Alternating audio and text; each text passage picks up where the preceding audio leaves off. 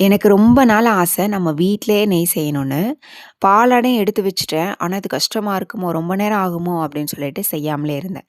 But இந்த தடவ செஞ்சிருக்கேன். ரொம்ப ஈஸி தான். நீங்களும் ட்ரை பண்ணி பாருங்க. ஃபர்ஸ்ட்டு பாலாடை எடுத்து நம்ம பாக்ஸில போட்டு ஃப்ரீசர்ல வச்சிரணுங்க.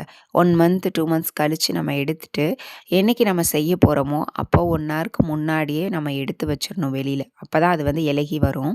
ஸோ, அத வந்து நம்ம மிக்ஸர் ஜார்ல போட்டு நல்லா வந்து அடிச்சு எடுத்துக்கணும். எனக்கு வந்து ரொம்ப ஈஸியாவே நான் ரொம்ப கஷ்டம்னு நெனச்சேன். டக்குனு அது வந்து வெண்ணெய் வந்துருச்சு. அதுக்கப்புறம் அத நம்ம ஐஸ் வாட்டர்ல போட்டு 2 தடவ கழுவிட்டு, நம்ம சட்டியில போட்டு காய்ச்சி எடுக்க வேண்டியதான். அவ்வளதான்.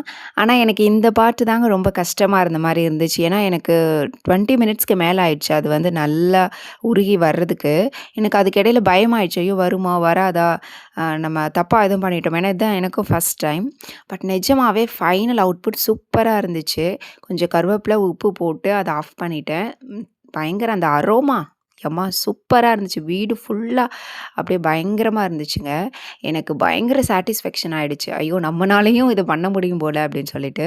நிஜமா நீங்களும் ட்ரை பண்ணி பாருங்க. சூப்பரா வரும். Thanks for